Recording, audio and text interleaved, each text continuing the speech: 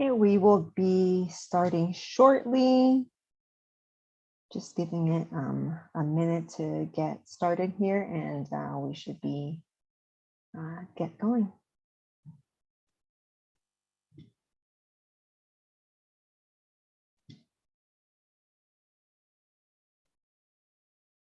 Okay, thank you so much for everyone for joining us tonight.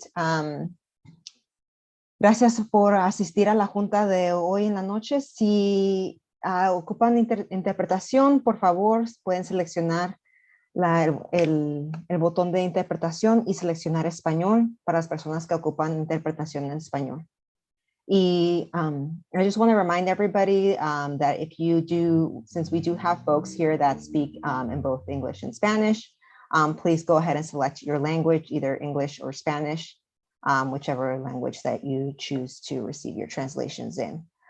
This helps so that if anybody is speaking in Spanish, the interpreters will translate what that person is speaking in English. All right, for tonight, I'm going to go ahead and share the agenda. So this is our agenda for tonight. And we are going to start off with our meeting objectives, and our meeting objectives are to discuss and adopt the steering committee charter, learn about the committee air monitoring studies that are being conducted, and discuss the logistics of an air sensor monitoring project. And I will go ahead and stop sharing so that I can share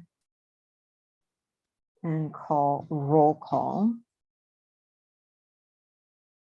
Right, I'm going to go ahead and call roll call for the steering committee members. When I call your name, if you could please let me know if you are here. Manuela Castañeda.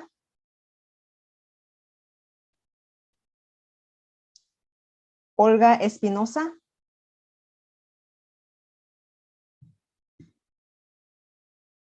People aren't muted, right? Wendy Barrientos.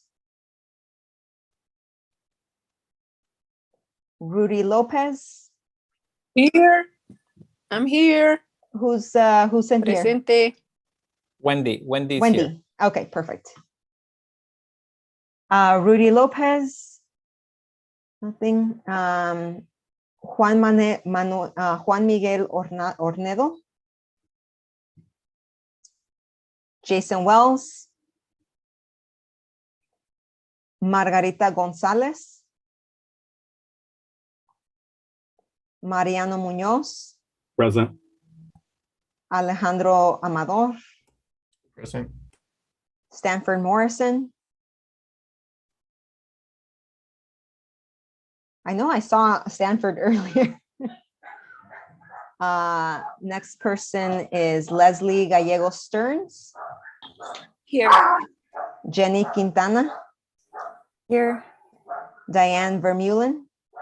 I'm here. Shelby Busso. Irma Cepeda.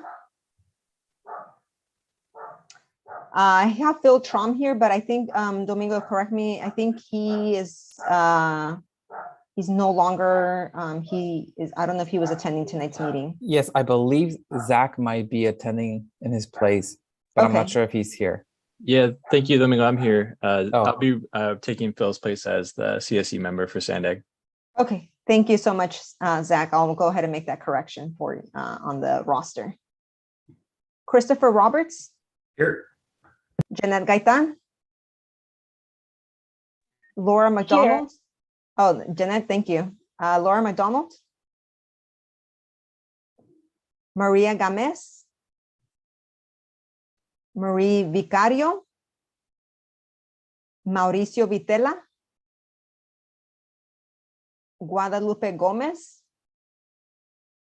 And David Flores. And I think I saw David earlier. I'm here. Perfect.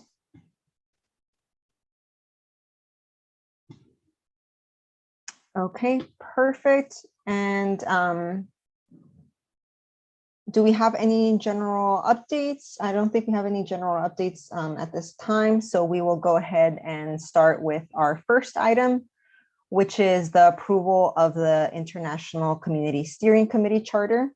and I will go ahead and hand it off to Domingo. Hi, thank you, Melina. Hi, everybody. Good afternoon. Thank you for being here. Buenas tardes. Before I start the presentation, I'm not sure if we actually have a quorum, because I know that this item will require a vote. So we might, if you can double check, Melina, but I don't think we have a quorum. If we don't, I don't think we do. okay, so maybe what we can do is we can push this presentation towards the end of the meeting, just to see if in the meantime we have more people join. And then if not, then we'll just have to push this item to next month, because it's important to have a majority of the members here so that they can vote and to approve the charter. Okay, we'll go ahead and push this off to the end. That means we'll go ahead and move on to the next item, which is item number 3, which is a presentation from Casa Familiar by regarding their community-based monitoring in San Ysidro. I'll go ahead and hand it off to Alejandro. Thank you, Melina. Hi, everybody. My name is Alejandro Amador. For those of you who don't know me, I'm the Environmental Justice Supervisor here at Casa Familiar. And today, let me share my screen real quick. I'm going to be presenting on the efforts that Casa Familiar has done historically here in the community, the monitoring efforts that we have done so far. Can you see my screen?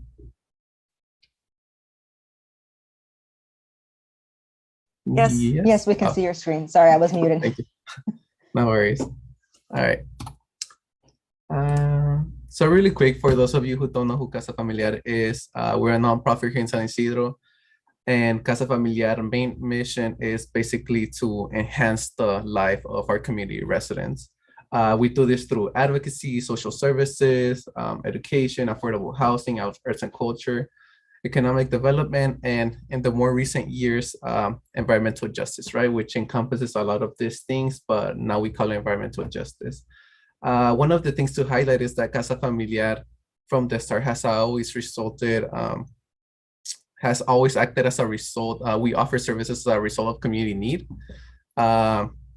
So, one of the biggest concerns for the community was that post 9/11, the border really started to skyrocket. So we saw a lot of traffic, idling cars coming into the country, as well as at nights going out.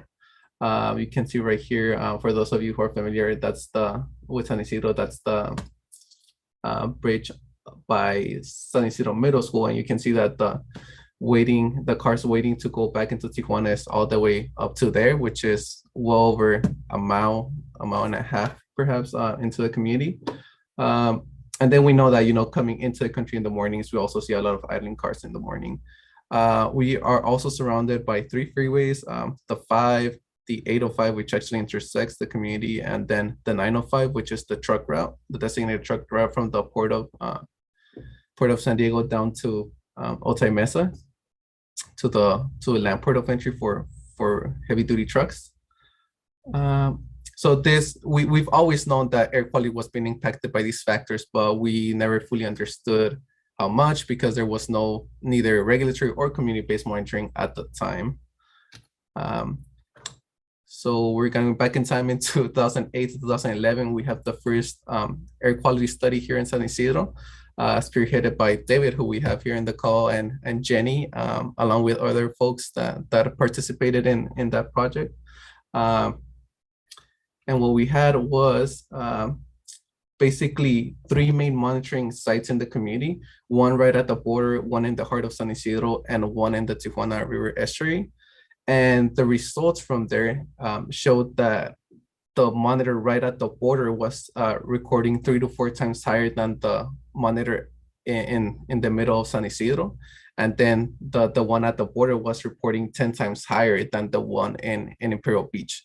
So we saw a clear correlation between the border and the proximity to a border in comparison to the pollution that was in the community at the time. From there, Casa Familiar is able to receive some funding from the Office of Environmental Health and Hazard Assessment. And we partner with the University of Washington, with the San Diego State School of Public Health and CAU-APA to develop a more an air study that was centered around placing 10 monitors across the community to try to captivate how much and quantify how much pollution was in the community at the time. What we see right here, this heat map was, we had a Sin Límites, which is one of our big workshops that we usually used to have pre-COVID, that we had about 50 attendees for that workshop. And we saw that all of them who did the activity, the biggest concern was definitely the border and how it was impacting San Ysidro. So real quick, before we dive more into it, I want to make sure that everybody understands what community-based and regulatory monitoring means. So regulatory monitoring is the image on the left, and we can see that those are fancier instruments that are more expensive and that the state and the county, the air district has as a resource. But those are more expensive, and they're really good at capturing the average regionally in San Diego as a whole county. Whereas on the right, we see a smaller instrument that Erica, who's actually going to be presenting right after me, is holding. And it's a less expensive instrument. It's still around a couple $1,000s. But what's helpful with these instruments when you pair them with the regulatory instruments is that you allow yourself to create a correlation between these two instruments, and you're able to deploy a lot of these smaller instruments to get an idea of how the pollution is moving throughout the community. So when we did this back in 2016 to 2018, we were able to create this prediction chart, which basically predicted how much particulate matter was going to be in the community in correlation with how much border wait time was at the border. And we see that they're all kind of following the same pattern, going upward as the minutes go up, except this line right here, which is actually the one in the estuary, which is in Imperial Beach. And this is mainly because it's away from the border, so it doesn't follow the same patterns. The importance of this work is that it highlighted the need for data in the community, and the advocacy around it also influenced the state to take action in their modeling as well. We can see on Kind Virus Screen 2.0, which came out in 2014, and Kind Virus Screen 3.0 that came out in 2017. San Ysidro went from being represented as on the top 50 percentile of the state, it jumped into the 95th percentile. And right now with Kind Virus Screen 4.0 that I didn't get a chance to put up here, we're now on top 98 percentile.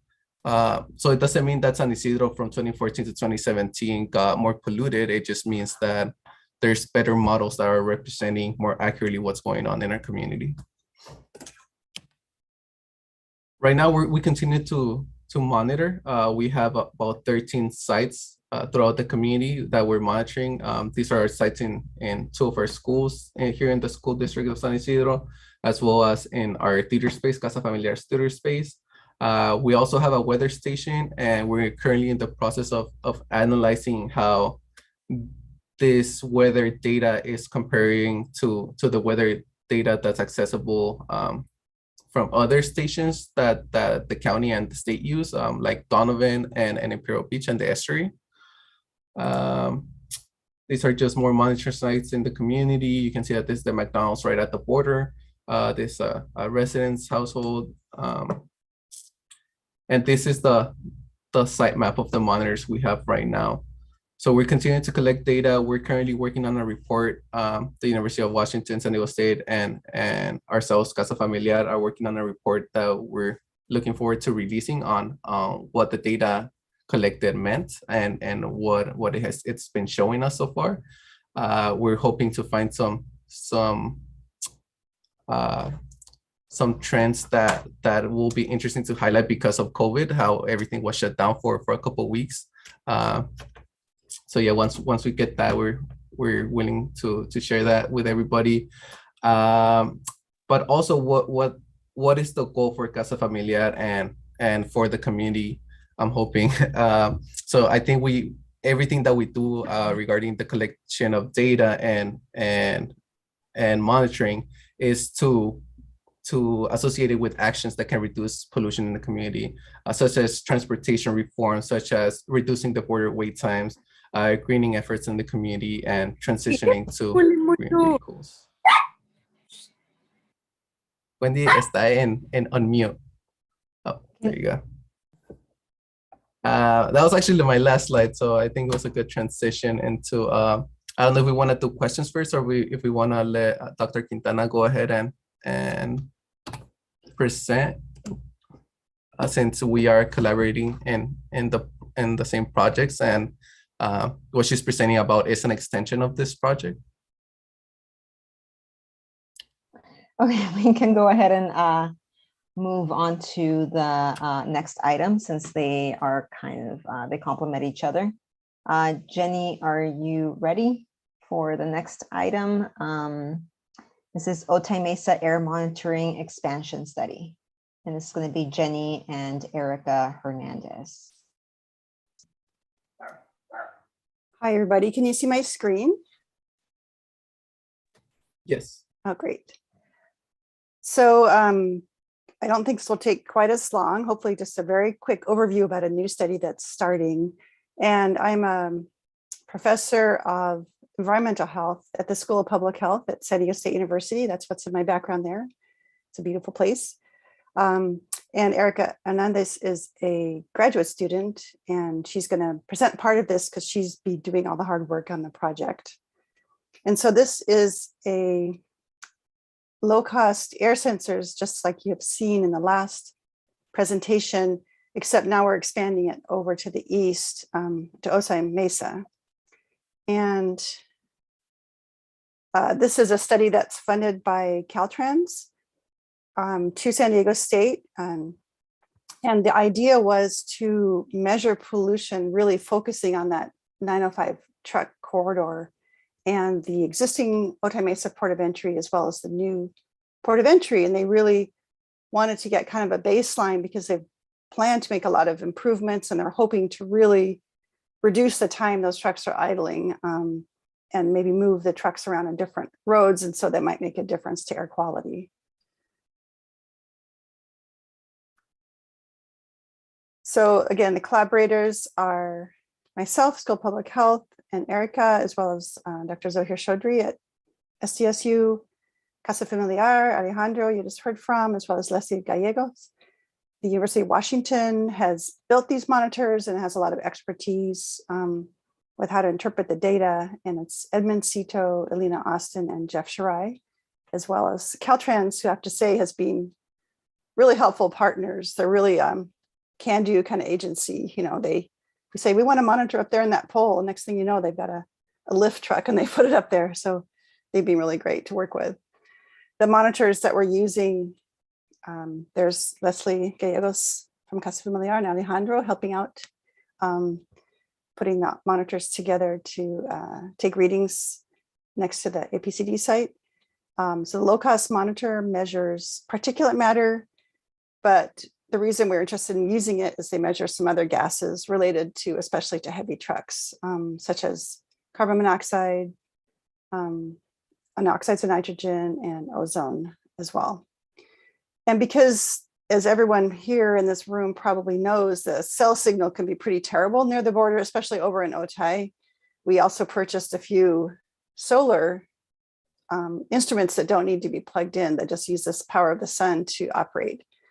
And I was a bit nervous about using those because if they lose power, they just don't transmit the data. They don't save it on the device. For our devices, the UW community monitors, if they lose power, they save at least all the data. But I've been very pleased. They've actually been operating pretty continuously, and even just using the power of the sun. And they measure both particulate matter, fine particulate matter, which is, as you have already know, can come out from diesel trucks. You've seen that soot coming out from trucks, as well as oxides of nitrogen, which can be emitted by trucks as well. And we also have a few monitors you might hear about in the next presentation, but we have a few of these kind of very specific monitors that are a little bit fancier, and they measure this black carbon or the soot that comes out of trucks. And we can't just run them continuously, so we're going to run them in kind of campaigns. And this is showing Erica on the roof of the Caltrans office, which is right across from San Ysidro High. And I'd like to, at this point, turn it over to Erica, because like I said, she's been doing the hard work of getting these monitors up and operating, and she's going to go over a little bit about what's up currently. So Erica, are you able to unmute? Yes. I'll just operate the slide. Just say next slide when you want the next Great. slide. Yeah. Thank you. Hello, everyone. Thank you, Dr. Quintana, and thank you to the steering committee. My name is Erika Hernandez. I'm a student at San Diego State. I'm working on a master's in environmental health, and I've been working for Dr. Quintana on the Otay Mesa expansion study over the past several months. I have family both in San Diego, Tijuana, and cross routinely, so I was very interested in the research being done on our binational airshed. And like Dr. Quintana said, this is a picture of me installing a black carbon monitor at the Caltrans field office. Next slide.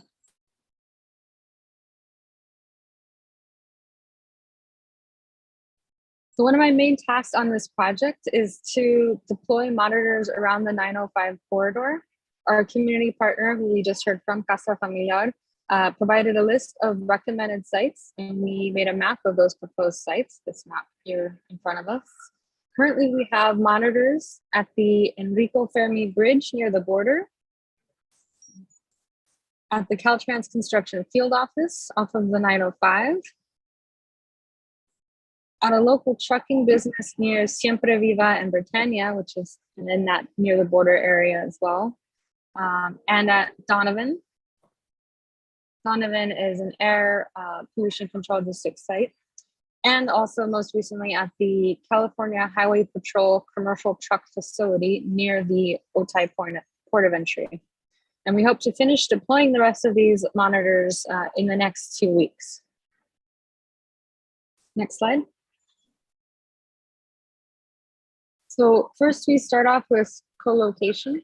All of our monitors are co-located at the Air Pollution Control District site at Donovan and compared against a reference concentration. Then monitors are deployed at community sites. A calibration is then calculated at the end of the study during data analysis. And this is a picture which was taken by Alejandro, which is why you saw it in his presentation as well. We don't have very many pictures of people. We have lots of pictures of instruments, but not very many of people with instruments. So this is a picture of us doing a co-location, and I liked including it in this presentation because you can kind of see the insides of what these monitors look like. Next slide.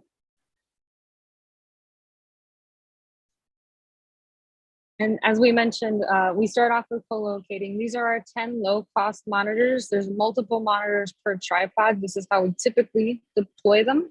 And they are at the Donovan site. Next slide. The outcomes of this study are to have air quality data from 10 sites for 1 year, to provide a presentation to the community, and to solicit feedback and recommendations. And we hope to do this early to mid 2023, and to provide the data to Caltrans and the community also by mid 2023.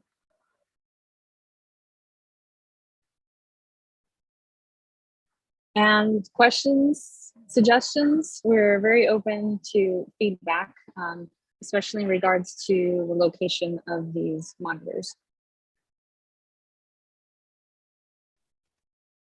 Does anyone have any questions for Casa Familiar or SDSU and their research efforts?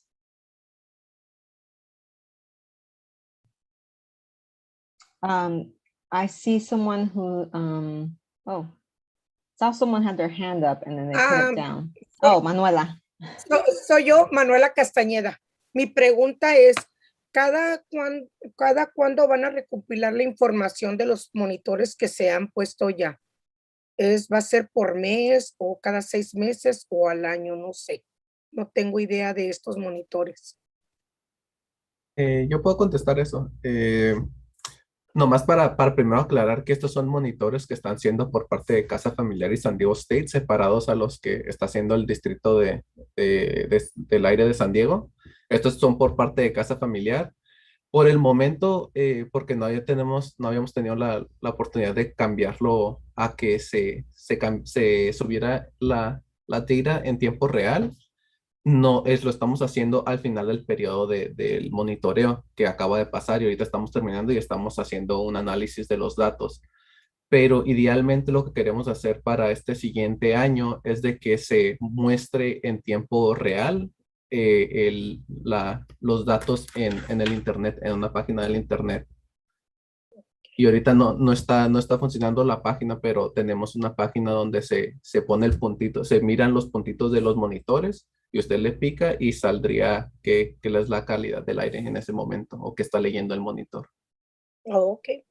Gracias. Por nada, Manuelita. And Erica, do you want to answer about how often the monitor takes a measurement in Spanish? Sure. If I recall off the top of my head, the low cost monitors, they take more measurements than every 5 minutes, right? But they upload the data every 5 minutes. Okay. La pregunta fue, ¿qué tan frecuente los monitores mandan los datos? Y es cada 5 minutos.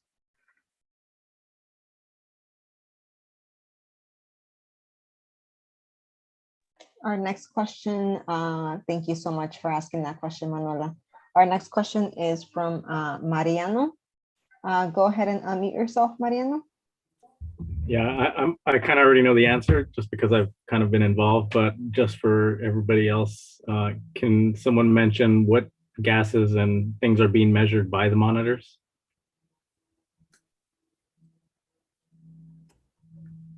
So shall I answer? Hey, go ahead, Jenny.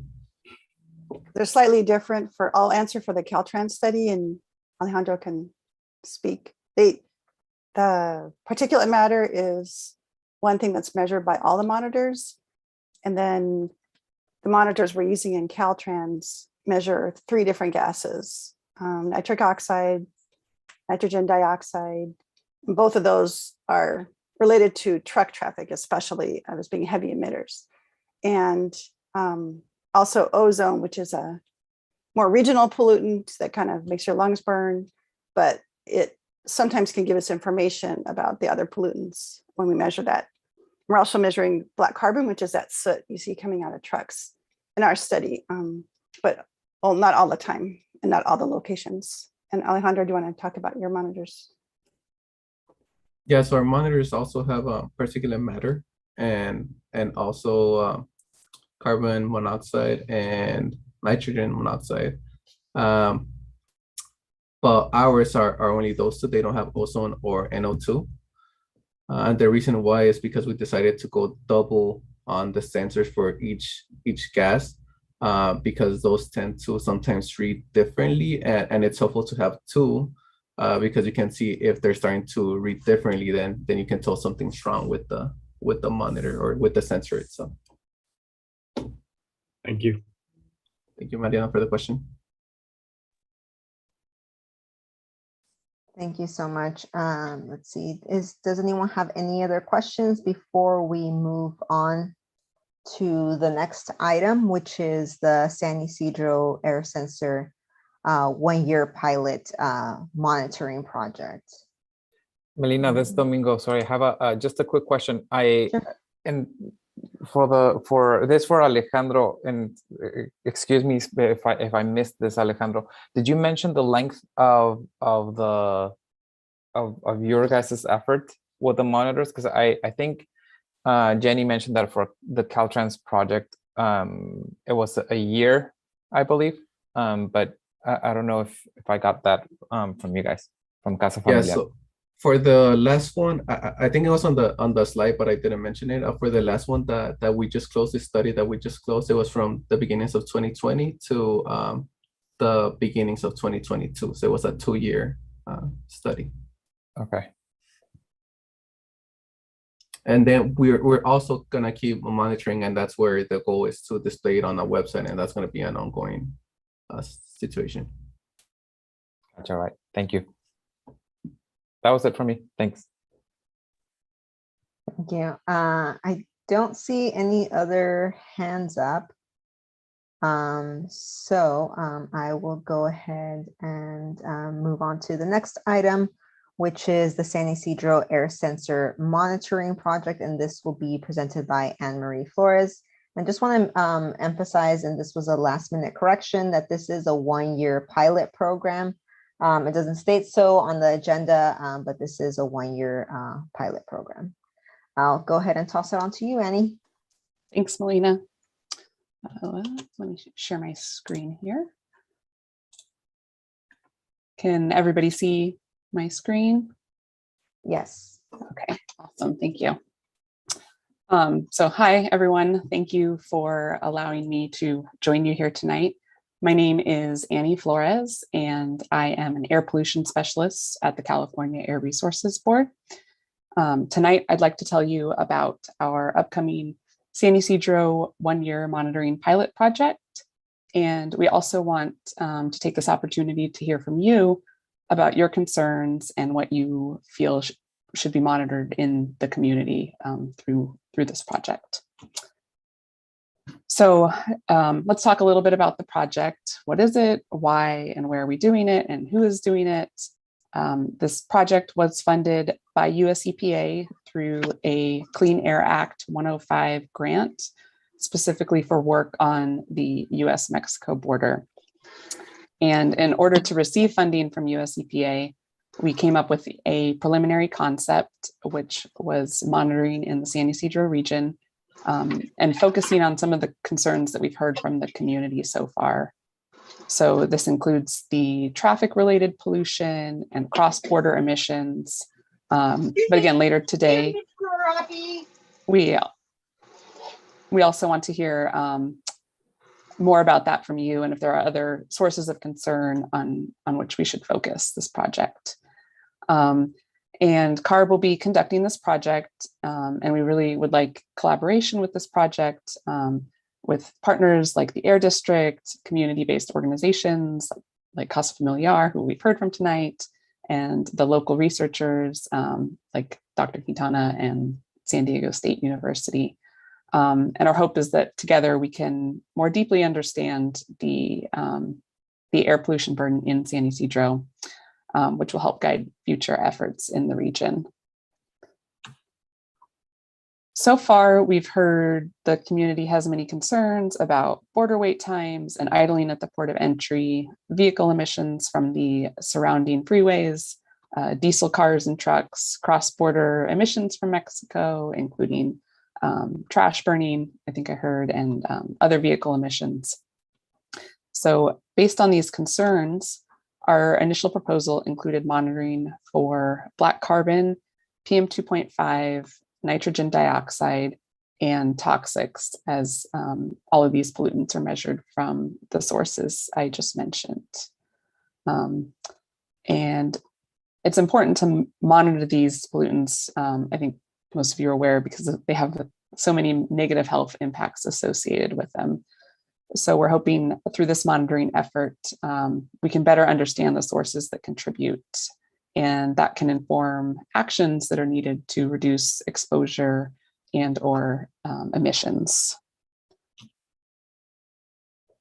Our purpose here is to collaborate with you on the project, and we really want the community involved in the decision-making process with each of these steps.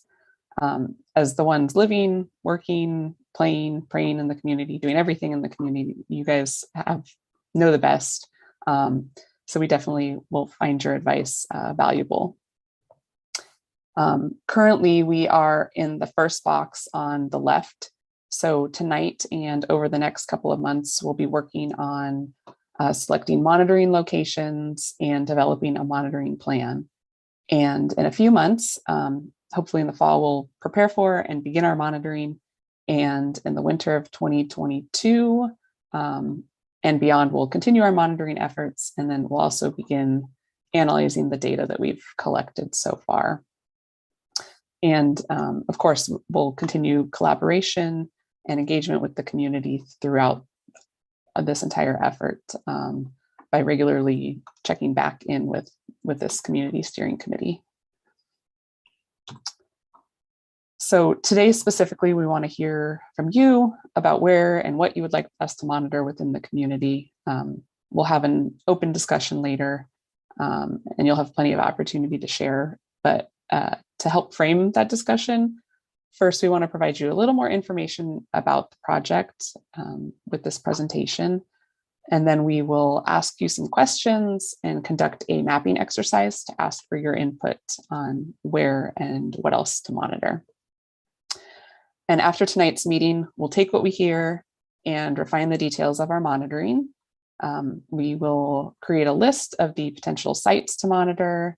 We'll begin developing that monitoring plan, and we'll report back to you so you can provide further advice on this project.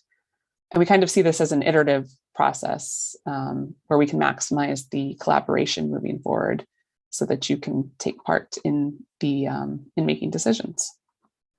And in a couple of months, the outcome of our discussions will be a project monitoring plan that will allow for the implementation of our project and the monitoring to actually be put into practice. So through this project, we hope to accomplish many things. First and foremost, we want to build on past efforts and complement the existing monitoring within the area. We had two great presentations tonight that kind of talked about some of the past efforts and the current ones. So it looks like there's a lot of monitoring going on in the area. And I think together with the community groups, the local researchers and others, we can definitely support each other, and we can, potentially fill in gaps of unmonitored locations. We can confirm results. And I think through our combined efforts, we can get a better understanding of the air quality burden and the sources in the community. Another major goal of our project is to help with the development of this community steering committee's community air monitoring plan, or CAMP.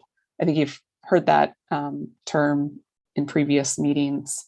Our project can provide more information about what and where more enhanced monitoring needs to take place that the district will be handling. And then lastly, in collaborating with us, this project can provide a unique opportunity for community members to learn a little bit more about monitoring ahead of developing the CAMP. And in doing so, this can lead to more information, which can lead to a better CAMP, and in turn can lead to more effective or targeted strategies to put into a community emissions reduction plan. So before we have our discussion, I wanted to briefly talk about some of the monitoring details for this project. We plan to take a two-pronged approach. We are planning to establish a small network of sensors within the region. So we'll be monitoring at several fixed locations for the duration of 1 year. And this effort will measure PM2.5, nitrogen dioxide, and black carbon. So it's a lot of the pollutants that you heard from the past presentations. But we also plan to do monitoring with a mobile van. And this effort will be much shorter, lasting likely only 2 weeks in duration, because it's very resource intensive. We have the capability to measure similar pollutants to the fixed monitoring, but we also can measure many more toxic compounds. So why the two types of monitoring? Well, each type has its advantages and disadvantages. Fixed monitoring allows for us to be in certain places for a longer period of time. And so we can better understand the behavior of the pollutants over time. However, with a limited number of monitors, we don't have the ability to measure everywhere. On the flip side, monitoring with a mobile van allows us to cover more area while monitoring, so we can see what the pollution levels are in many more areas. However, as you're moving, right, you're constantly moving, collecting measurements, you're not located in any one place for a long period of time. So data really just represents a snapshot of the brief time while at that location. Also, with mobile monitoring, it's important to measure at each location many times to build confidence in the data and ensure that the data are representative of the concentrations at that location. And this is one of the reasons that mobile monitoring is so resource intensive. It's because someone has to drive past one spot many times on different days and at different hours to ensure that the data are representative. So just a few more details about the fixed monitoring. I mentioned it'll be for 1 year, and we estimate that we'll be able to deploy in the fall of this year, and it'll last through fall of 2023. With the funding we received, we were able to purchase 8 Clarity nodes. Those are depicted up in the top picture, and we heard some mention of those earlier. We also have the solar Clarity nodes that Jenny mentioned. And again, those will measure PM 2.5 and nitrogen dioxide. And we also purchased 2 F-Labs MA350s, and those instruments are shown in the bottom picture. And those will measure black carbon. And it's nice to hear that we will have similar instruments as the other efforts going on in the area, because that helps make the data more comparable. And if we want to combine the data for analysis, that makes it a little bit easier. And for the fixed monitoring, we will have the ability to send the data directly to our system at CARB. So it will be available in near real time through our community air quality data portal, which is called AQView. And it can be accessed through our download tool, which is this link on the screen, or you can use the QR code to get to our download tool if you have that capability with your phone. And measurements can be from fixed monitoring. Locations can be used in many different ways. The data can tell us local scale air quality levels, so we'll be able to compare data from multiple sites and gain a better understanding of how air quality varies across the region. We can learn more about the behavior of the pollutants. So when are the high times of day or the high times of year? This can potentially help reduce exposure if you're able to alter your activities based on when the high times are. And I touched on this earlier, it can help inform future monitoring. They can tell us where to put future fixed monitors. They can give us little hints if we should do some more exploratory monitoring in places, or even if we need to monitor additional compounds. So now I'll shift and talk a little bit more about the mobile monitoring. I mentioned earlier, it will be conducted with a mobile van for 2 weeks, probably in the fall of 2022. Our staff are currently working on getting the van ready for monitoring, but we do need to know what pollutants the community would like to see monitored, and that'll be something we can discuss after the presentation. As I mentioned, we have the capability to measure similar pollutants to fixed monitoring, so things like particulate matter, black carbon. We can do similar gaseous pollutants like nitrogen dioxide, but we can also do many more things, including volatile organic compounds, things like benzene. And we'll also be making the data for the mobile monitoring campaign available through AQView, but note that the link here and the QR code are different than the last slide because we don't have the capability to have this data available in real time. The mobile monitoring data do need to be processed, so they'll be available on a different page within our AQView system. And in terms of mobile monitoring, there are 3 ways we can monitor with a mobile van, and we need to select one based on the questions that we want to answer with the data. So that, again, we'd like to hear your input on this later tonight. First, we can monitor while continuously moving. So the monitors on the van are measuring constantly while driving. And with this method, we can do things like map the data. So we can answer questions like, where are the areas of high pollution, or where should we put long-term fixed monitoring? On the other end of the spectrum, we can park the van in one place. So it is more like a fixed monitor. And at that spot, we can take many measurements of many different pollutants. And data from this approach can tell us what is the average air pollution level you are being exposed to during the time of monitoring. But also we can do some deeper analysis with this type of data to learn more about what and how sources contribute to pollution at that spot. And in between moving constantly and staying in one place, there's sort of a combined approach where the van could drive around the area and make frequent stops. And at each of the stops, the van would collect several minutes to hours worth of measurements. And this combined approach can provide some limited answers to questions from the other two approaches. And with all the mobile monitoring approaches, the data will be useful in providing information that can help guide where and what to monitor in the future, that can, feed into the camp that for the international border community. So one last thing before we dive into our discussion about where to place monitors and other sources of concern you may have, I wanted to provide some of the high-level findings from the previous efforts that were discussed earlier tonight. The map on the top shows the average PM 2.5 concentrations from the 2017 study done by Casa Familiar, San Diego State University, and their other partners.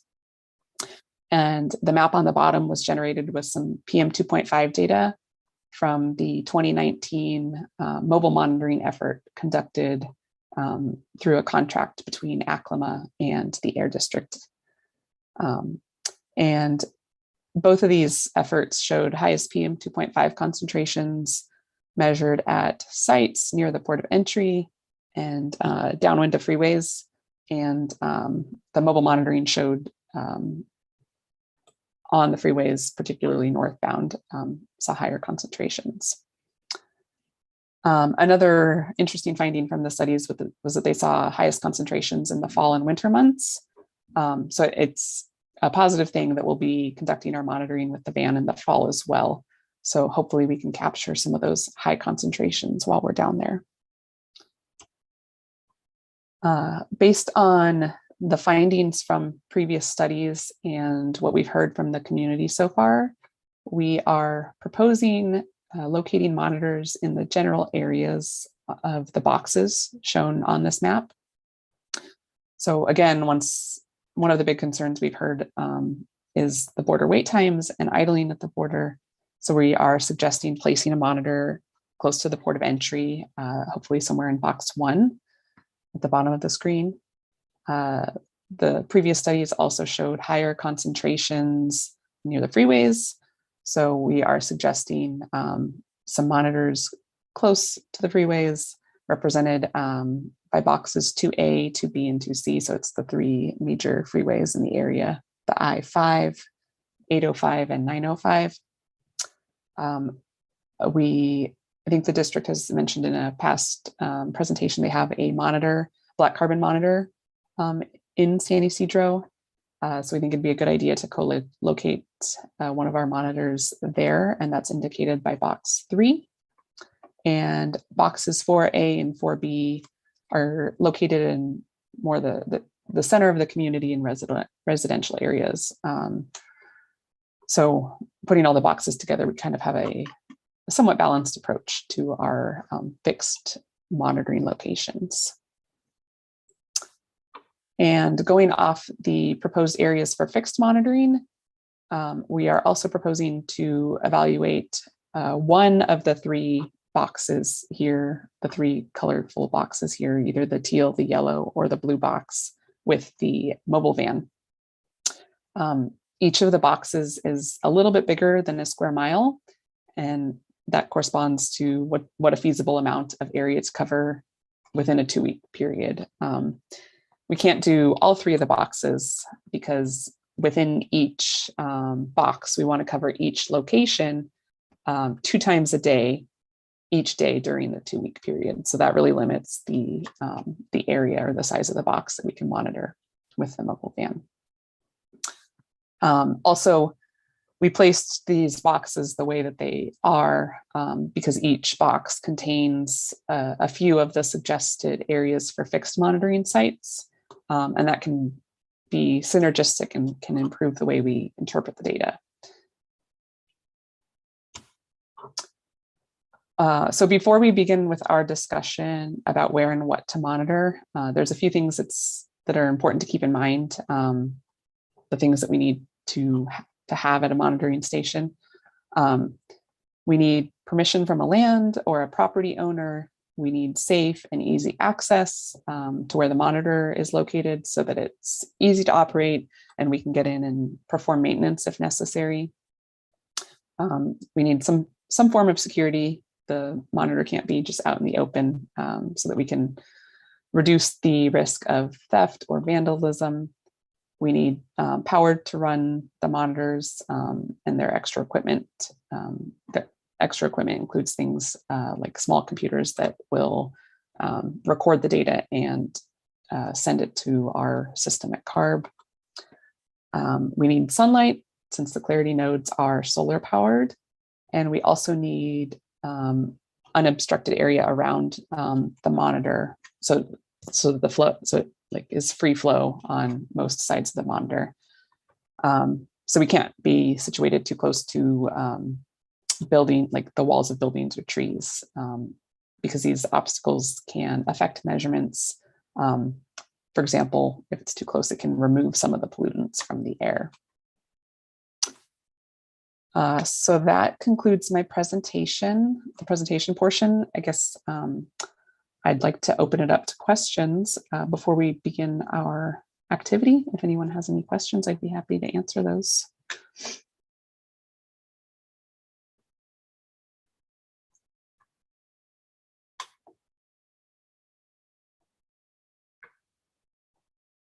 Melina, you're on mute. Sorry. I see you talking. Sorry. We have one question from Mariano. Okay. Go ahead and unmute yourself, Mariano. Don't do like me. Hi, Annie. I was just curious why the zone by the border, why the commercial area wasn't considered, because it is a high concentration of people throughout the day that's directly affected by a large source of pollution that's very nearby.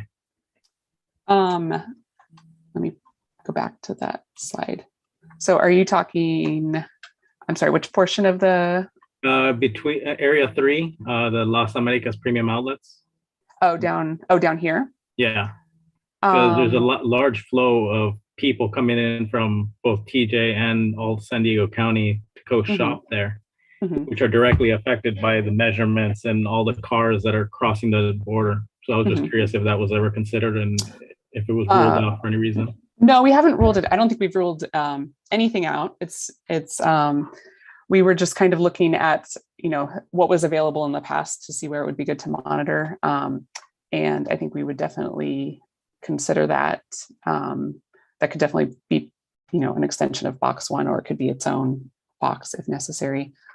We will have a mapping exercise here in a little bit. So if you would like us to consider that as a potential site location, we'll have an opportunity to drop a pin on a map there. And we'd definitely be happy to consider that. Okay, thank you. Sure. Thank you for that question. The next question we have is from Jenny. Go ahead and unmute yourself, Jenny. Hi, thank you for that presentation. I guess I had a couple comments before we have the mapping exercise and also a question. One is that doing monitoring with the solar monitors is exciting because one thing we've never been able to do is to put the monitors places where people like exercise, for example, in the middle of a park. And the solar monitors can go up, you know, I think ours is what, Eric, about 10 feet up? No, it's 8 feet up or something. Can go up high enough to not be, you know, vandalized, even in a pole in the middle of a park. And I just think it's exciting that some of these areas we've always wanted to monitor, like playgrounds or parks, could potentially be monitored, you know, with the solar monitors. So just keep that in mind, that they could potentially be put in a pole in the middle of nowhere. And I was quite impressed with how little data loss we've had, actually. That's just something we've always thought, oh, we, you know, people are exercising here, we should get a measurement, but we couldn't find anywhere we could plug in, or that kind of thing, you know. Mhm. And the other thing is to really, I was excited to hear about the toxics measurements. As we, I think, mentioned before, I had a student who was going to do a thesis and went off to med school, but they made some benzene measurements at the border, which is something that's emitted directly from gasoline powered cars, and found quite high measurements, you know, at the border line, was standing there kind of where people are lining up by the pedestrians. And so I just think potentially getting air toxics, not necessarily driving around so much, but even just parking at certain places and getting really rich data on toxic compounds would be exciting. And I was just curious, for those kind of compounds, how often, what is this, a grab sample you're going to take, where you just grab an air sample, or is it a continuous monitor, like a BTX monitor? How actually are you going to measure the benzene, and at what time frame, I guess? I'm going to pass that question over to the mobile monitoring expert, Toshi. Thanks, Annie. Hi, Jenny, and hi, everyone. I'm Toshi Kue. I'm from Research Division at the California Air Resources Board. So the system that will be employed is called PTRMS. It'll give you information about air toxics every 1 second, and it is a continuous monitor. Thanks. Thank you. I just think that's exciting to look at some of these exposures we haven't had a chance to look at, like near the crossing where people have to wait, or anywhere people have to kind of really wait or be outside, or like Mariano said, in the mall or something, you know, just having that, not even having to have a fixed place, but just parking somewhere is just really, I think, exciting opportunity. And this sounds silly, but I guess you probably can't take your van into Mexico and drive through the border crossing and get some real-time measurements of just the toxics that you experience waiting in line there. It would be kind of exciting, but I'm not sure if your people would agree to that.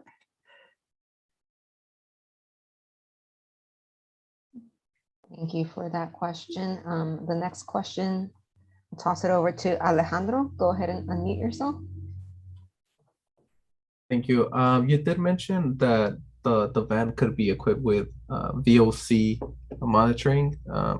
I was wondering, one of the biggest comments that we get is the sewage smell during certain months, and when the days are really hot here in San Ysidro, you can really smell the sewage coming from the Tijuana River Valley. Do you think that's one of it would be beneficial, like to monitor? Well, I mean, I guess it would be beneficial, but is it capable of monitoring the pollutants related to that?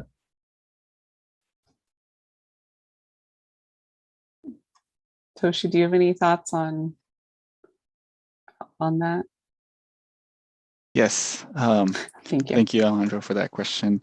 So the PTR itself wouldn't be useful for it, but we can employ other instruments to measure pollutants like methane, for instance, as a surrogate to identify sewage contributions. And that's a great suggestion. I'll note that there right now. Thank you. Mm-hmm. Thank you for that question. Our next question is from, it's a written question. It's from Nicholas Buenviaje, and it says, let's see, are there any specific air pollutants associated with sewage, waste, and water CARB can monitor? I think Toshi kind of just touched on that recently, with methane being a good surrogate for that.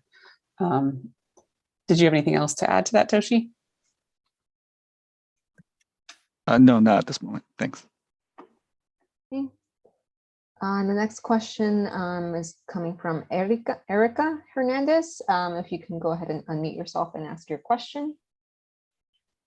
Thank you. I was curious what air toxics specifically you folks are planning to measure. Is it going to be things like PAHs, dioxins? Like what specifically are you looking at?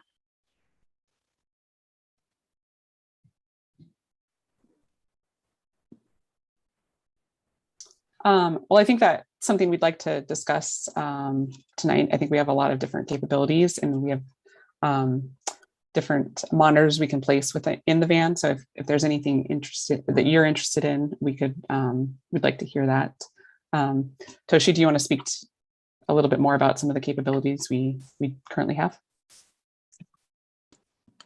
Sure, and Erica, thank you for that question as well. This is very exciting. There's a lot of interest in VOCs. The specific compounds that we would like to measure is the BTEC series, so benzene, toluene, ethylbenzene, and xylenes. We're also hoping to measure naphthalene, for instance, which would be a good surrogate for combustion. There's other suite of VOCs that we would measure, but the list is quite long, so we can send you a list if you're interested. I actually would love to see that list. Thank you. Thank you very much for answering my question. Of course, no problem. Okay, thank you. Our next question is from David Flores. Go ahead and unmute yourself. Hi, everybody. Thank you, Melina. It's similar, like, I think the suggestion of considering the Tijuana River Valley. I'm also curious if maybe we shouldn't consider the residential neighborhood that is just to the east of the 805 and the 905 in Otay Mesa, because there are a couple of schools there as well.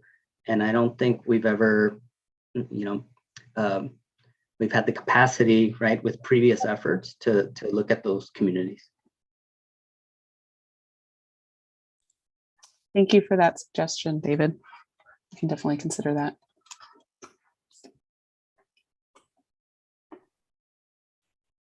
Thank you. And we have our next question is from David Soderman. Go ahead and unmute yourself, David. Sure. Hi, my name is David Soderman. I'm with the San Diego Air Pollution Control District, and I just kind of wanted to touch base on the whole sewage discussion and the odors regarding that. APCD got a small partial grant from EPA to do monitoring in the Tijuana River Valley, specifically regarding the sewage odors and spills and smells. And one of the common components of sewage odors is hydrogen sulfide. And so we're going to be looking to procure some instruments that can measure that, that pollutant and deploy those instruments in the Tijuana River Valley that will be kind of in conjunction, but also separate from the international border monitoring. So I just wanted to add that out there. Thank you for that comment. The next hand up that we have hand raised is from Mena. Go ahead and unmute yourself. Hello, can you hear me? Yes. Yeah, I wanted to mention that at CARB, we will also have a capability of using the different technology, aroma monitors, and we will be able to monitor VTEX. So we'll get a lot of VOCs through that channel as well.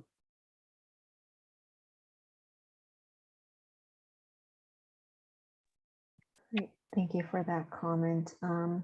Like we have another question. It says it's anonymous attendee. Are there plans to correlate air quality data with 1, border wait times, and 2, weather and wind data?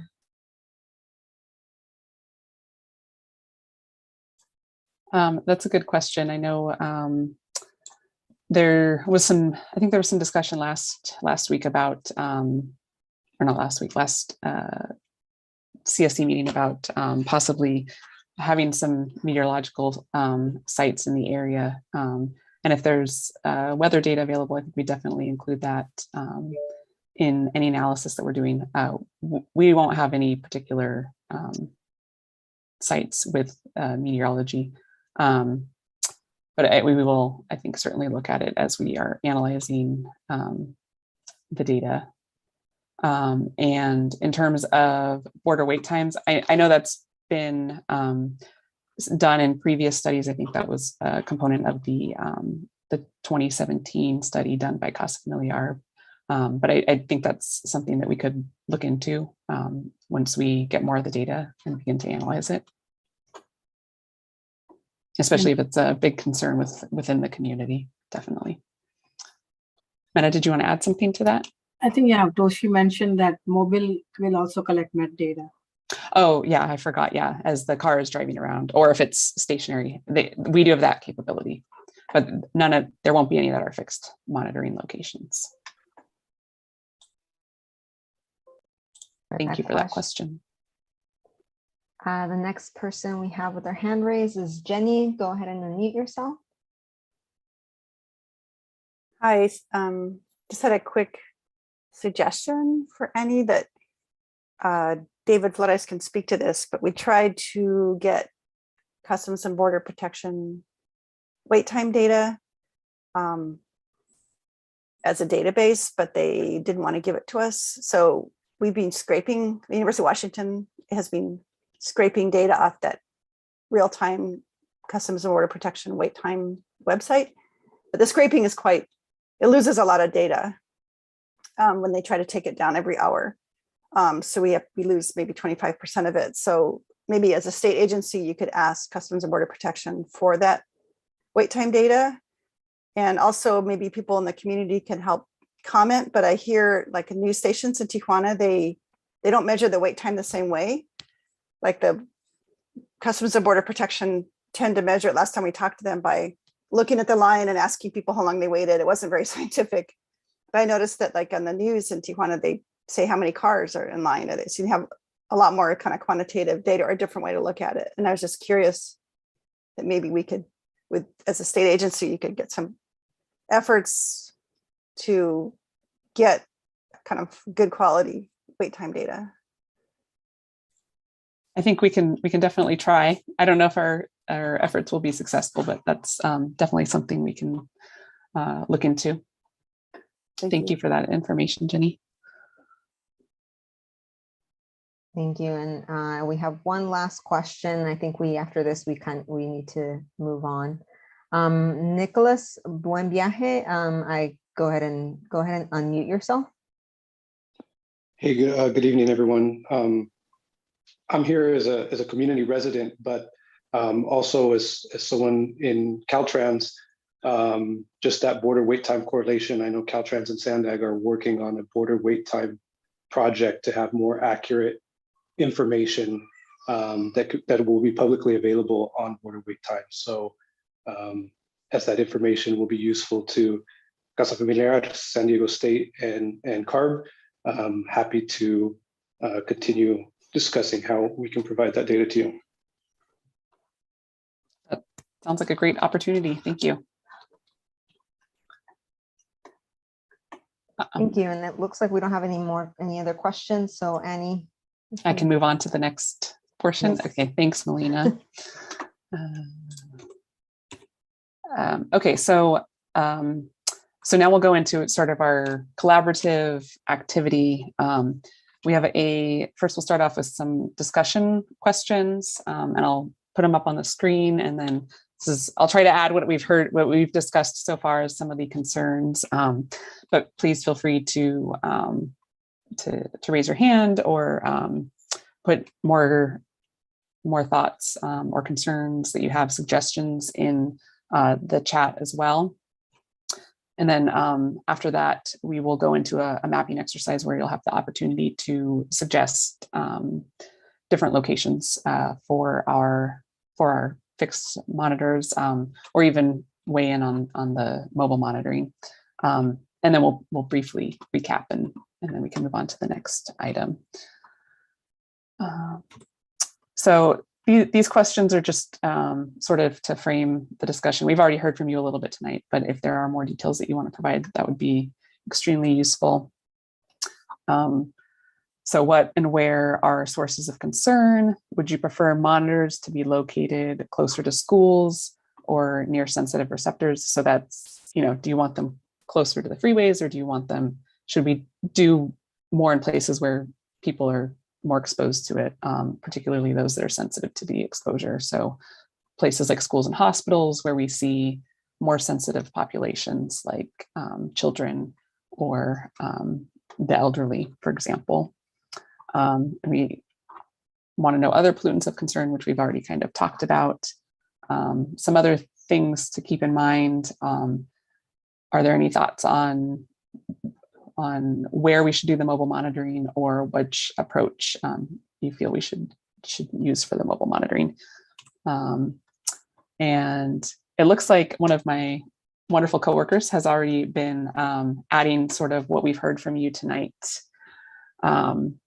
So if you have any other, I can kind of go through these briefly, but maybe while I'm going through them, you can think about if you have any other comments or suggestions that you want us to take back and consider as we really dive into planning this project. And right now, these are just typed up in English, but we will provide a Spanish translation later on after we've compiled all the comments. And I just want to add, these are the questions we have already discussed previously, so I just tried to type them down while you were answering and our colleagues were answering the questions. So I think we can go back and also revise them to provide more detailed answers if we can. Just try to include the information we have heard. I get to the second page already, but thank you so much for all the questions. I think one of the questions I saw from the Q&A, I think there's another one as Q&A right now. And the first one I saw was still also related to the sewage emission from Tijuana River Valley. I think we provided some information. We'll definitely get back to heavily besides H2S, the air district mentioned. Maybe we can dive a little bit more into what other pollutants from the sewage emission, and we can see whether our the mobile van from our research colleagues will be able to help explore the answers to this question. I think there's another question in the Q&A right now is, are there plans to correlate air quality data with bottle? Oh, that one is already being answered. So the correlate data with bottle wait time and weather and wind data. Thank you. Thanks, Yanju. I guess we've already captured a lot of the comments, questions, suggestions. So maybe we can just move on to the mapping exercise, unless there was anyone else wanted to add any last items. So yeah, that's the 2 pages that we've collected so far. Thanks, Yanji, for typing those up. All right, so with that, I guess we can move into our next exercise. So we would like to hear from you where you want the monitors located, and we've heard a couple suggestions already. We have a Google map that is publicly available, so you can log into or use this link, and hopefully I can drop it in the chat here.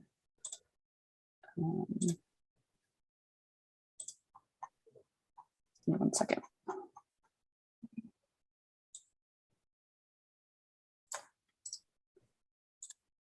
Or Yanju, maybe you can drop it in the chat for me, if you don't mind. Sure. Thank you. So if you have the capability, you can click on it and it'll take you to the map. If you have a Google account, you can feel free to log into your Google account and mark locations for yourself. And I'll provide a brief example of that when I pull up the map. If you don't have a Google account, you can still have the ability to look at the map on your computer or phone or whatever device you're using. But if you'd like to participate and you want to make a suggestion on where to add a site, you can tell us by raising your hand or dropping it in the chat, and we can add a marker on your behalf. So with that, I will pull up our map. Just reloading it, make sure I have the latest version. Excellent. It looks like we've already have some people participating and adding potential site locations here. Just a little brief description of the map. We have already placed what we've sort of suggested as the fixed monitoring sites. Again, suggestions don't have to be within those dark boxes, those are the dark gray boxes. They can be anywhere in the region. And we also have indicated our mobile monitoring areas that we showed previously in the slides by the teal, yellow, and blue boxes. So on the left-hand side, there's sort of the legend or the controls for the map. You can see the monitoring sites. We placed an example early on, but it looks like there's been a few others who have added some potential site location suggestions for us to consider. And then these are just the proposed areas for the fixed monitors and the proposed mobile monitoring areas. If you are viewing this at home and you don't like the background, if it's a little too busy for you, you do have the ability to change the base map down at the bottom here.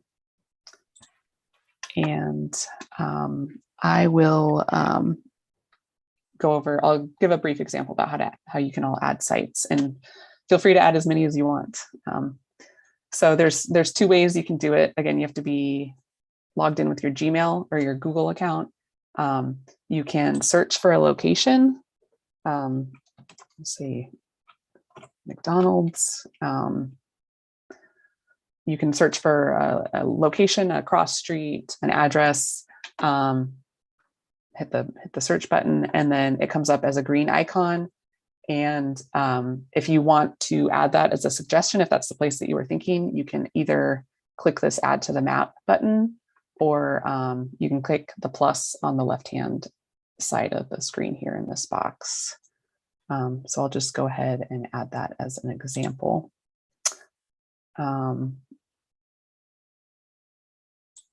If you didn't mean to add that, also you can, if you accidentally click a location or something, you can undo your latest action by this button here under the search bar, this button on the far left.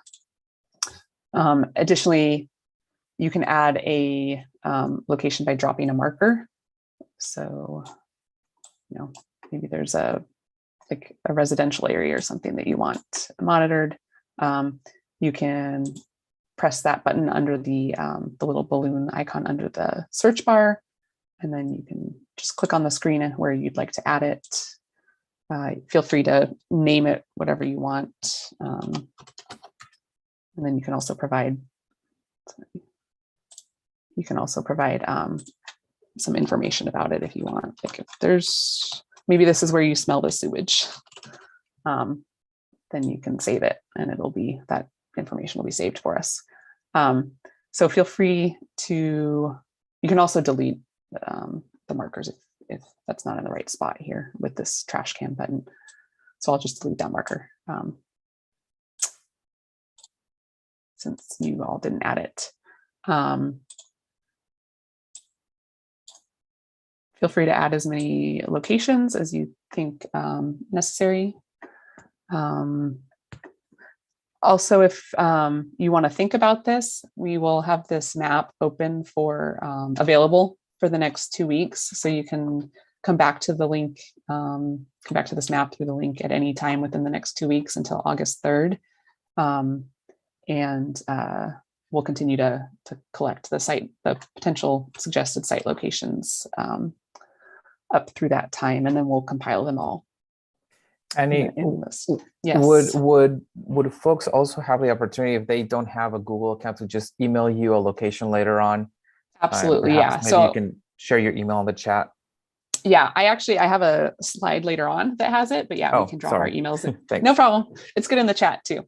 Multiple ways to do it. So yeah, feel free to email us also. Yeah, up until August 3rd with any more suggestions, comments, if you have more sources of concern that you've thought about, or just anything that you feel is relevant to the project, and any potential site locations as well. Also, if I may, I'd like to encourage folks to, anybody who has a particular location in mind right now that just wants to share it verbally, can just unmute themselves, and you know, I'm sure Annie and John, you will be glad to add it to the map for you right now. Yes, definitely. Yeah, definitely. Yeah. Thanks, Domingo. And I just put both my email and Annie's email in the chat, so you can also email us now or in the future if you have any site suggestions.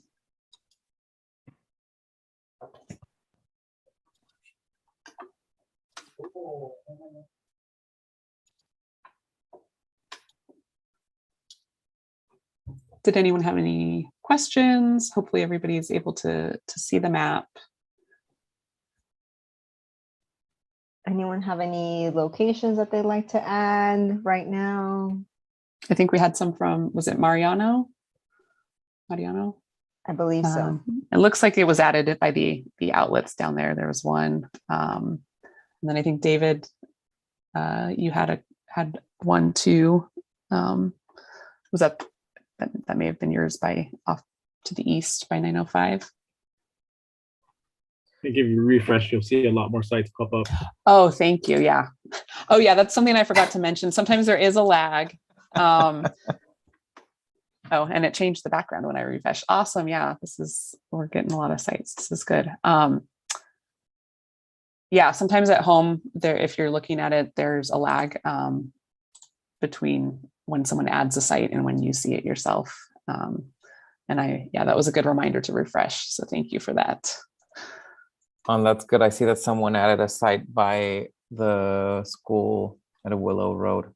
That's one that I had in mind.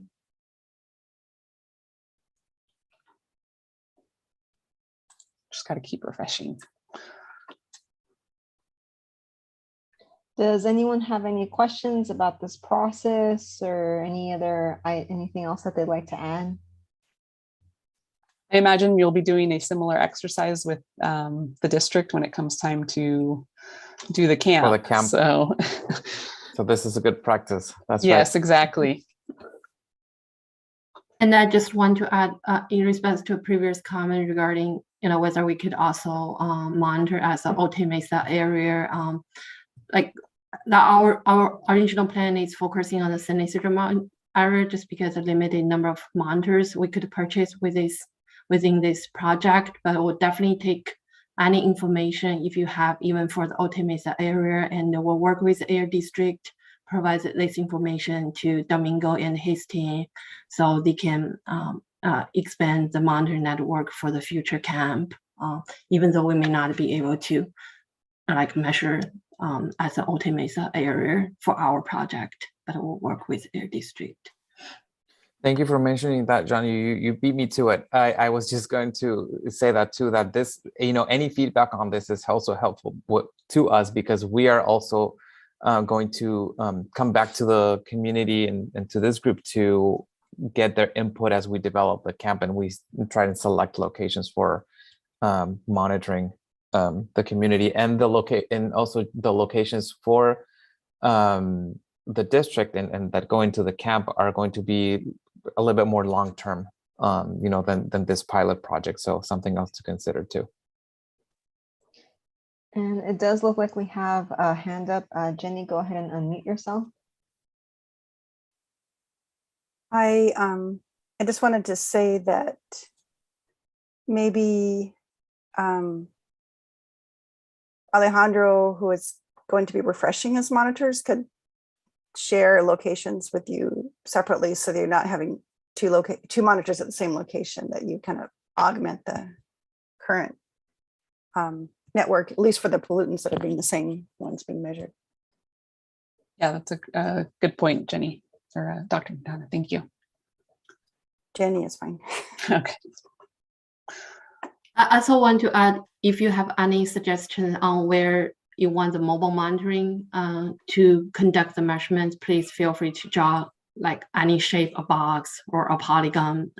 So we're just proposing these 3 areas, and due to limited time we can be there, I think we are consider only choose one of the 3 boxes for mobile monitoring. But if you have any other areas in your mind, or if for the 3 areas, if you prefer one over the other 2, please feel free to let us know so we can also prioritize the area for our mobile monitor. Or if you have specific like a road you want us to visit, please feel to drop that. I think you can draw a line on the map as well instead of adding like markers.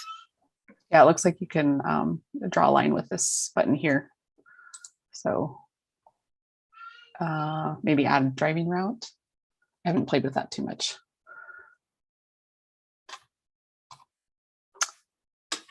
Well, we'll refresh one more time. Like I said, you can email us more suggestions. You can oh, I see, Liliana. Did you want to say something? I did have like maybe a suggestion for data collection purposes.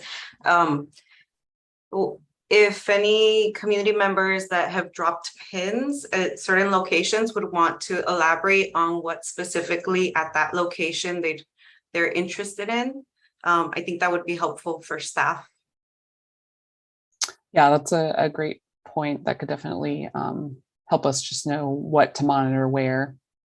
So if you could provide more information, that would be helpful. It's not necessary, but definitely would be very useful.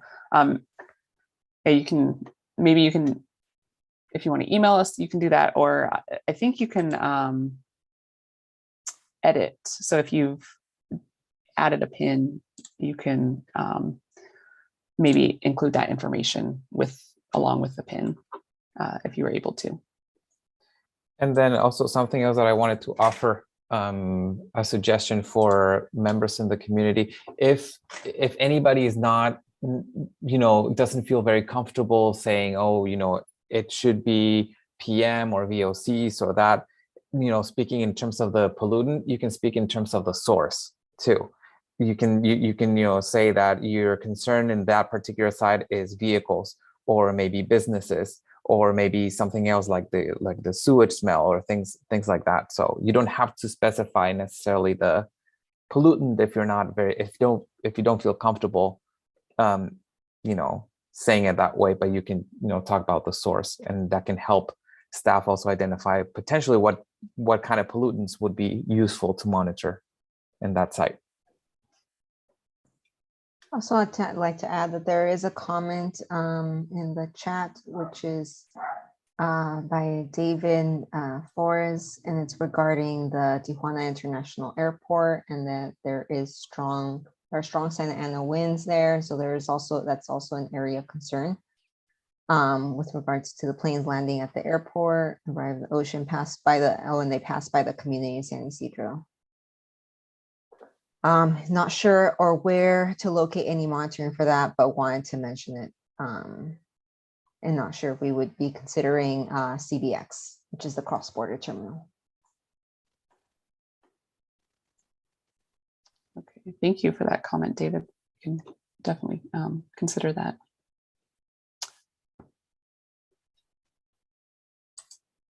Okay, any other questions before we move on? I'm trying to see if I don't see any other hands raised.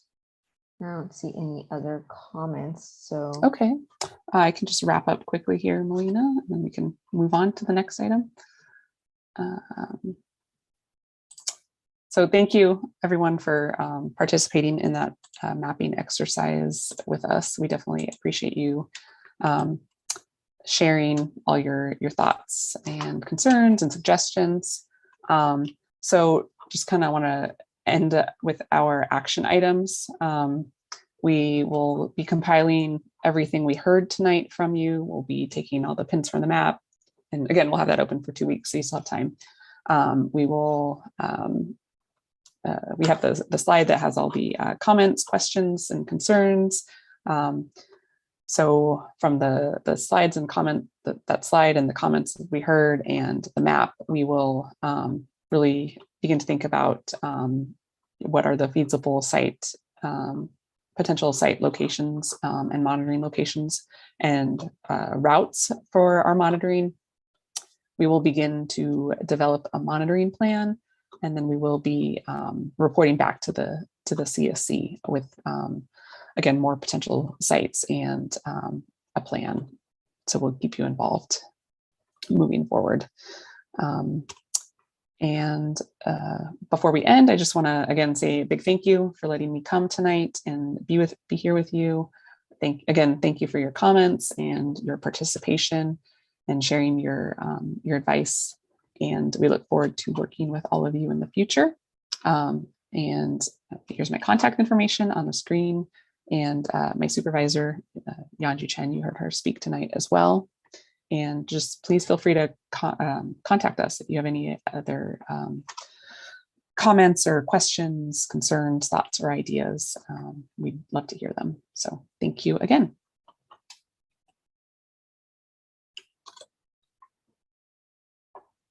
Thank you so much for that presentation. And thank you for everybody for contributing to adding sites on the map.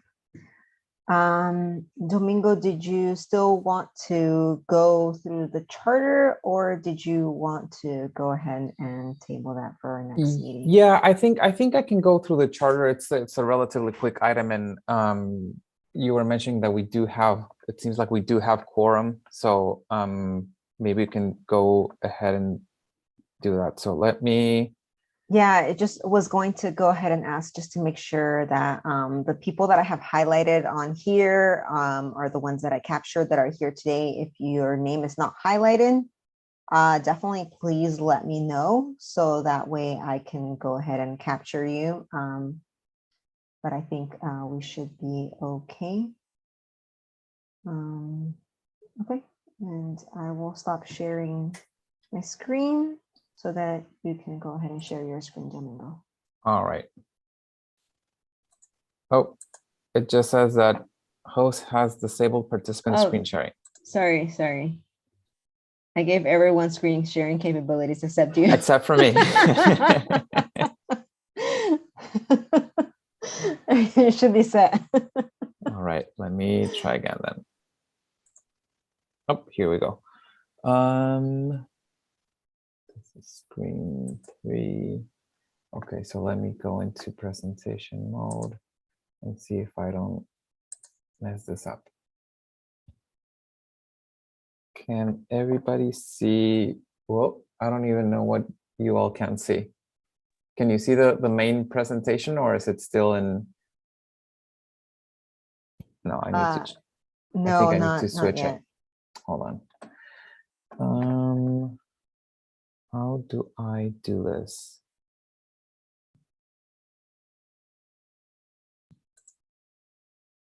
Okay, let me try. In the meantime, I'll go ahead and bring this attention to the CARB team. There is a question that was asked by an anonymous attendee.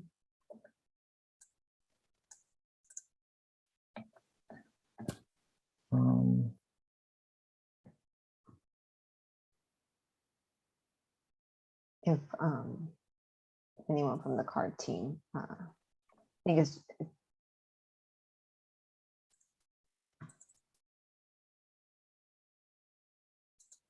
Okay, I'm sorry, I'm not sure what's going on here with my screen, but I now lost the screen that I was trying to share.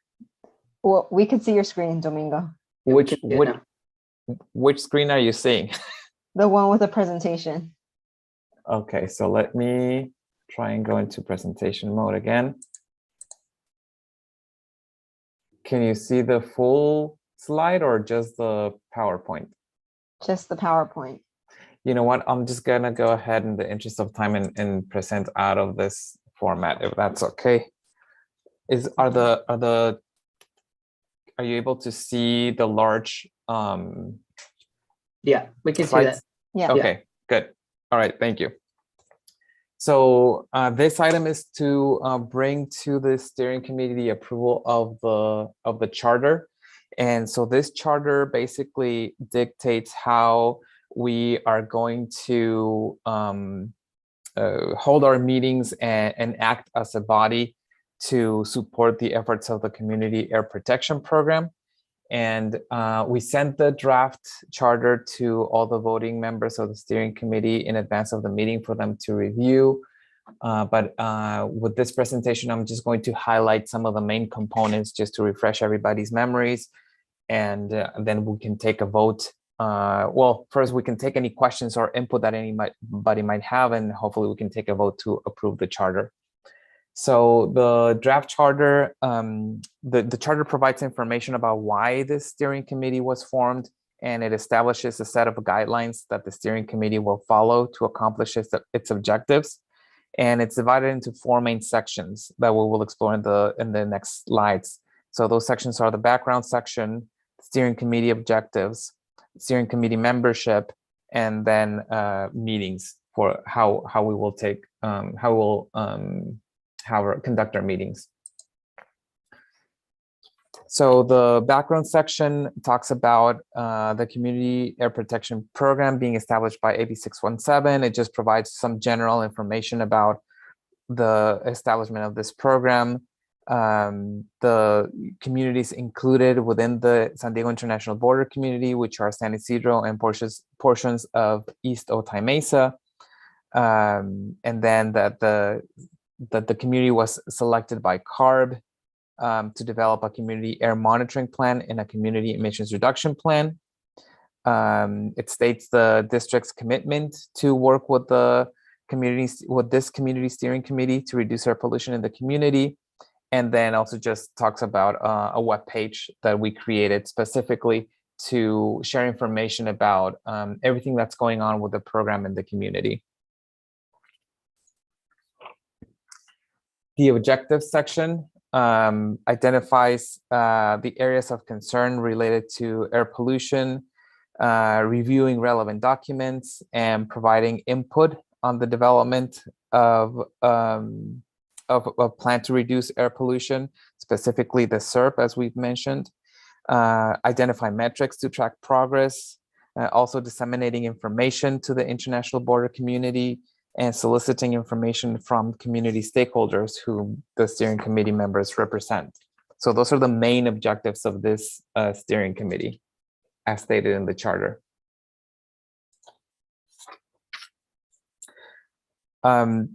As far as the membership goes, individuals residing, working, or owning a business within the community boundaries can be part of this steering committee. This section also talks about the different types of organizations that can be a member, and also the process by which anybody can solicit being a voting member of the steering committee. We're trying to keep the size of the voting members to 29, and the majority of those being community residents. This will allow us to be more agile and better manage the steering committee in a way that is more efficient as we try to accomplish all of the objectives. The commitment for steering committee voting members is 1 to 2 years. After that, time has passed, members can reapply and can continue to be part of the voting members if there aren't any new members that we that want to be considered. Also, the charter talks about rules for stipends that are available for member residents and the requirements to receive those stipends. And again, those are available only for community residents, and they will, right now, community residents are not currently receiving stipends, but we are taking note of attendance to all the meetings so that we can, once we establish a process to provide the stipends, we can provide that retroactively till the beginning of the steering committee.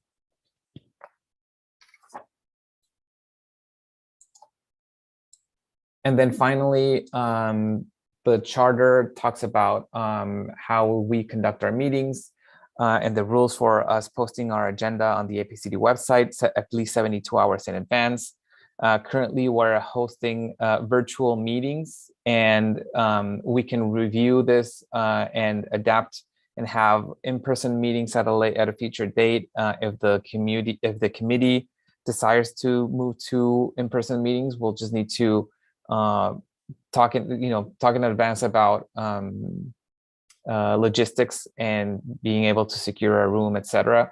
But for the time being and for the foreseeable future, we anticipate that the meetings will continue to take place virtually. The commitment from steering committee members is to attend all of our monthly meetings and also adhere to meeting rules for participation, respecting everybody's opinions, and sharing your concerns and your opinions, and also stepping back to allow for others to share theirs. Voting will be conducted only when quorum is present, which is the case tonight to approve this charter. And then also subcommittees may be formed with members and non-members and non-voting members to allow for providing input and participation on more specific projects. As we move forward with this, with implementing this program, we're going to start selecting the steering committee members for specific subcommittees that will focus on more specific measures or strategies to reduce air quality, to reduce air pollution in the community. So we'll talk a little bit more about that in the coming meetings as we present the timeline for the overall project. And that's really it. There's a few more details in the document that hopefully you were able to review. But at this point, I'd like to just open it up really quickly for any questions that anybody may have, or any important aspects that you would like to see in the charter that you didn't see. Just any comments in general. All right, does anyone have any questions about the charter? Mariano, go ahead and unmute yourself. Are there any issues right now with the current amount of members? Because it doesn't look like we've reached 29 just yet. Correct. We still have a few openings. So we're still taking applications. I know there's a number of organizations that we've also reached out to in hopes to have additional members. This group had mentioned agencies such as the Customs and Border Protection agency, and so we are currently trying to get a representative to participate. But currently, we still have some seats that aren't filled, but we're working diligently. Melina's, when I say we, I mean Melina is working diligently to get those seats filled. Does not having the minimum required members block anything? I'm not sure I understand your question. Well, I guess, is there a minimum amount of members required to meet the quorum, or to be able to pass things like the charter, is all I'm curious about. I see what you're saying. So it's really up to the steering committee, to this group right now, if everybody feels that we can table this item until we have all of the seats filled. However, we've been, pretty constant with this group already, and we've been moving forward with the meetings. We just thought it would be important for us to have a charter in place, and we can go ahead and approve it with the current number of members, having quorum based on the current number of members. But if the steering committee feels, if this group feels that it would be best to bring this to a vote at a future date when we have all of the seats filled, we can also do that. And David, I see you have your hand up. Yeah, thank you, Domingo. So I just want to make a couple of comments. One is that, having worked on the port side CSC, it was important to get the charter advanced because of two things, right? One is we finally reached an agreement, I think, with CARB and with APCD on how to handle, giving community members a stipend for their time to be able to participate, which I think was awesome. And so I'm really happy to see this also included in this charter. But more importantly, if there are going to be big actions at CARB on any of the rules, or maybe at the APCD, right, for our local air pollution control district on other rules or important decisions, the steering committee can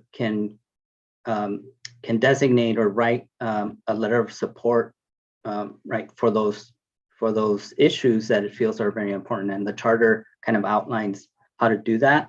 And so that's another important point. And that I want to say, you know, if the charter's in place, it facilitates both of those things for community members to, one, have a stipend, and two, to have their voice heard with the larger agencies. So thank you. No, thank you, David. That's a great point. Thank you for highlighting that.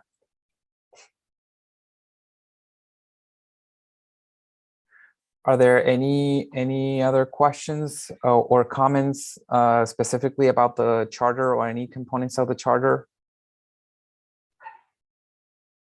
I don't see any other hands up, and I don't think I see. Let me check the comments. I don't see any comments or any questions raised at this time, Domingo. Okay, thank you. So at this point, if any of the voting members can make a motion, we'll need a motion and a second to bring this to a vote to approve the charter. So if anybody can make a motion. Hi, this is Stan Morrison. I would like to motion to vote on the official charter. And it's a motion to approve.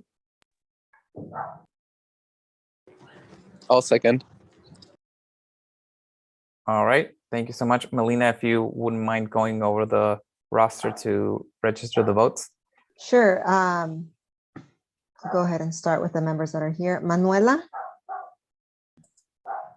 I think she's in the Spanish channel, so I know she was here earlier. Sí, Manuela. Yo doy mi voto. Gracias. Presente aquí. Gracias a ustedes. Gracias. Olga Espinosa.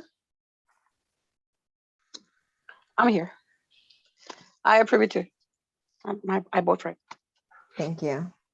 Wendy Barrientos.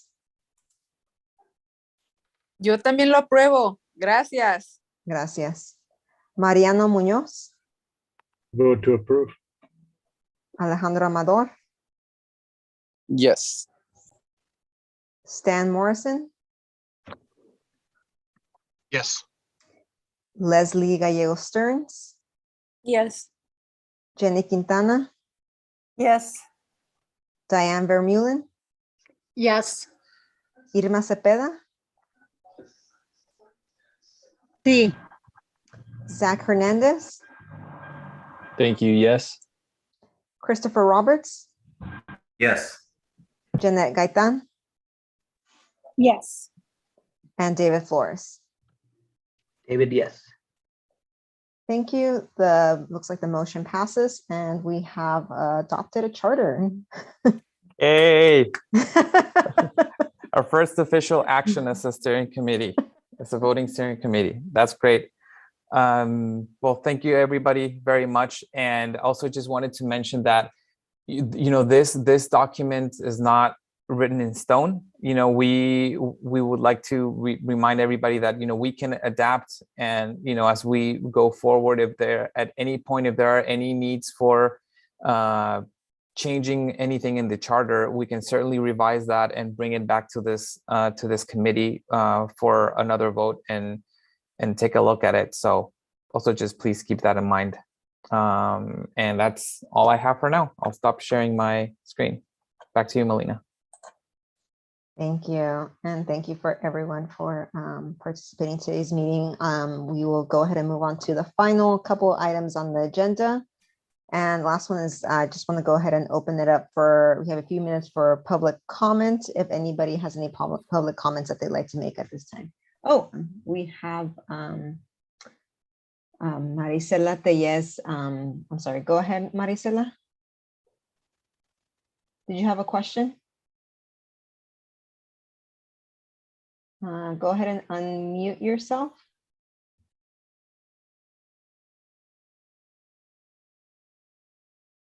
Okay. I think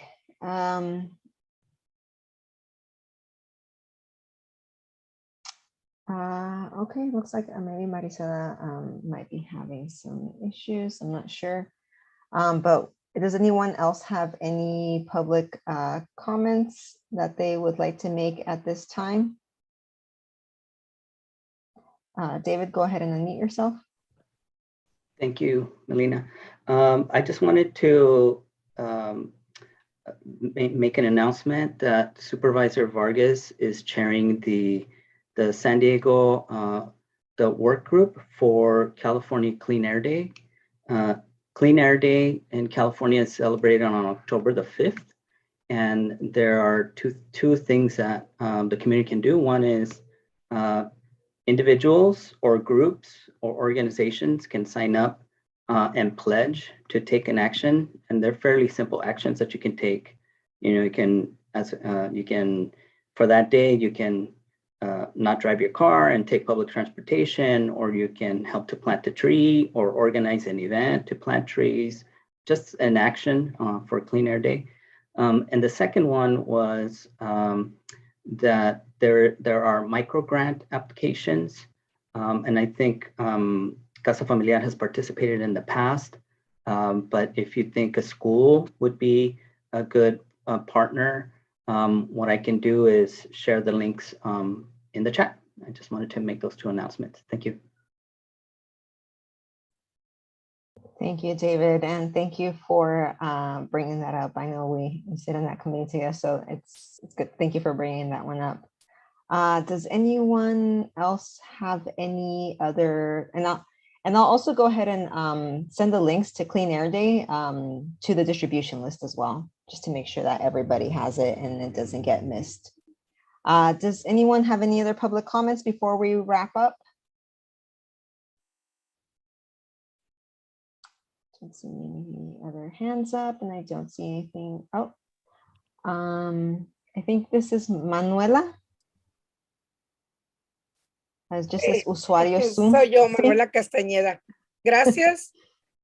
Nomás quería agradecerles por tomarnos en cuenta, por hacer esto que se haga realidad.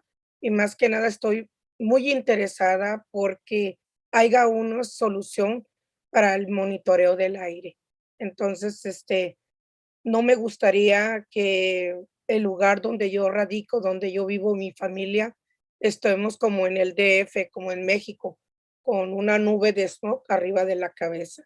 Entonces, es muy importante esto, que sigamos apoyando este grupo, este comité, y pues seguir adelante.